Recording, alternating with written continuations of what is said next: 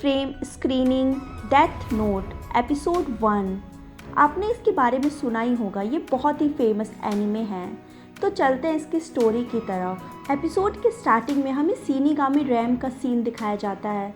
अगर आपको नहीं पता है कि शिनिगामी होता क्या है तो मैं आपको बता देती हूँ। जापान में शिनिगामी को गॉड ऑफ डेथ माना जाता है, यानी कि हमारे इंडिया का Yamraj. So shinigami is a like of Yamraj. तो आगे से मैं इसी वर्ड का इस्तेमाल करूंगी।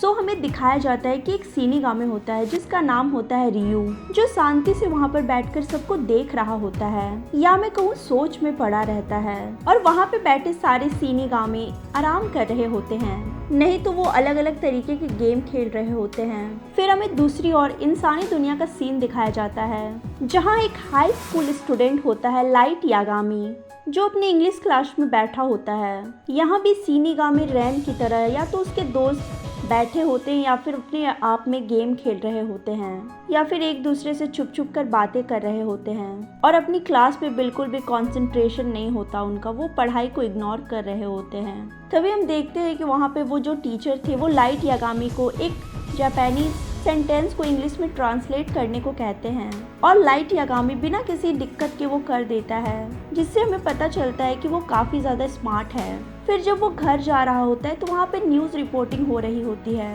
जहाँ पर अलग अलग क्राइम्स की न्यूज़ कवर हो रही होती है, और हमें दिखाया जाता है कि धीरे धीरे यहाँ दुनिया में क्राइम्स बढ़ते जा रहे होते हैं। यहाँ हमें रियुक और लाइट के जरिए दो अलग अलग दुनिया में कंपैरिजन दिखाया जाता है, और ये दोनों यही सोचते हैं कि उनकी दुनिया सड़ चुकी है।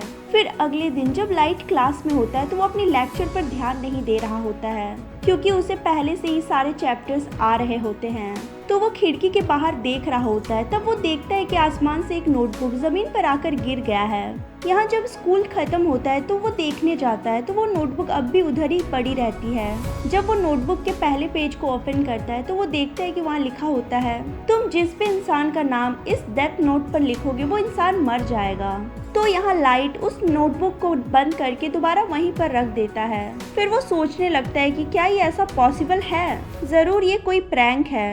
इन सब के बावजूद भी उसके मन में बहुत ज्यादा क्यूरियोसिटी होती है और वो जानना चाहता है कि आखिर ऐसा है क्या। इसलिए वो घर वापस जाते वक्त उस डेथ नोट को ले लेता है। फिर घर जाकर वो उस बुक के रूल्स को पढ़ता है। उसमें लिखा होता है कि तुम जिस भी इंसान का नाम इस डेथ नोट पर लिखोगे वो इंसान 40 सेकंड में हार्ट अटैक से मर जाएगा। उस इंसान का नाम लिखते वक्त तुम्हारे मन में उसकी एक इमेज होनी चाहिए, क्योंकि अगर उसी नाम का कोई और इंसान भी है तो वो गलती से मर न जाए। हार्ट अटैक के अलावा वो इंसान किसी प्रकार की एक्सीडेंट या बीमारी से भी मर सकता है। दूसरे ऑप्शन में उस पर्सन का नाम लिखकर नीचे एक्सीडेंट में डेथ लिखकर 6 मिनट 40 सेकंड में पूरा डिस्क्राइब करना होता है कि कैसे कैसे क्या क्या करना है।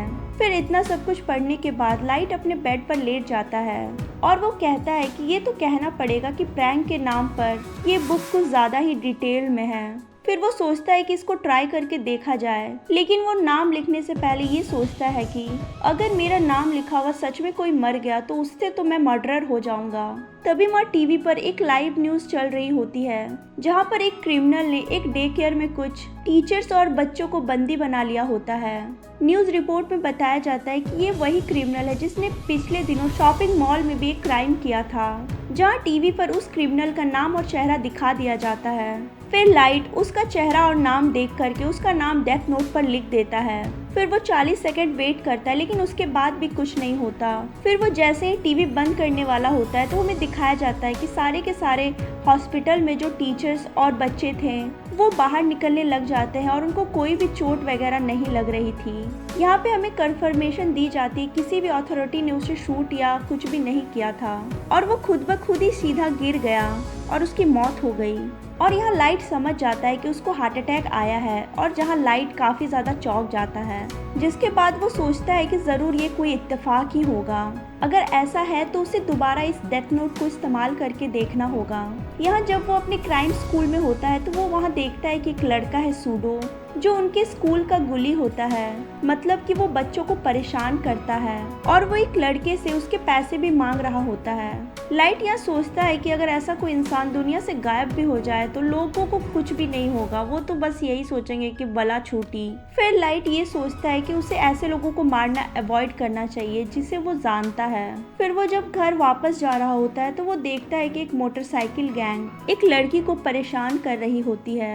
फिर लाइट एक शॉप में चला जाता है और जब वो जा रहा होता है तो उसे सुनाई देता है कि उस गैंग के लीडर ने अपना नाम बताया होता है। फिर जब लाइट दुकान के अंदर आ जाता है तो वो उस गुंडे का नाम अलग अलग स्पेलिंग में लिख देता है, क्योंकि डेथ नोट पे लिखते हुए भी स्पेलिंग एकदम एग्जैक्ट होनी चाहिए। क्योंकि उसने लीडर के मुंह से उसका नाम सुना था तो उसे स्पेलिंग उतनी ज़्यादा एग्जैक्ट पता नहीं थी, इसलिए उसने कॉम्बिनेशन बना के हर तरीके का नाम डेथ नोट पर लिख दिया था। जिसके बाद लाइट उसके आगे ट्रैफिक एक्सीडेंट लिख देता है। और फिर जब 40 सेकंड बाद जब वो लड़की उनसे बचकर भाग रही होती है तो टाकू अपनी बाइक से उसका पीछा करने लगता है। लेकिन जैसे ही वो उसका पीछा करता है तो उसके पास एक ट्रक आ जाता है और वो उसे उड़ा देती है, जिससे उसकी एक्सीडेंट में मौत हो जाती है। जिसके बाद लाइट को पूरा यकीन हो जाता है कि डेथ नोट असली है। अब वो 2 लोगों को मार चुका होता है, जिसके बाद उसका दिमाग घूमने लगता है और उसे काफी डिप्रेशन फील होता है कि उसने ये क्या कर दिया। फिर हमें शिनिगामी रैम का सीन दिखाया जाता है और यहाँ पे रियू बाकी शिनिगामी को बताता है कि उसने अपनी डेथ नोट गिरा दी है। तो बाकी शिनिगामी रियू के ऊपर हंसते हैं और कहते हैं, बेवकूफ, तुम हमेशा मुसीबत में पड़ जाते हो। चलो बताओ, तुमने उस नोटबुक को कहाँ पर देखा था? तो रियू बताता है कि मैंने उस नोटबुक को इंसानी दुनिया में देखा था, मैंने उसे इंसानी दुनिया में गिराया था। यहाँ पर शिनिगामी उससे कहता है कि तुम्हारे पास तो दूसरी नोटबुक थी ना, जहाँ पर हमें दिखाया जाता है कि रियू के पास दूसरी नोटबुक भी होती है, लेकिन उसे अपनी पुरानी नोटबुक भी चाहिए होती है। हम देखते हैं कि यहाँ पे एक पोर्टल होता है जो इंसानी दुनिया और इनकी दुनिया को जोड़ता है।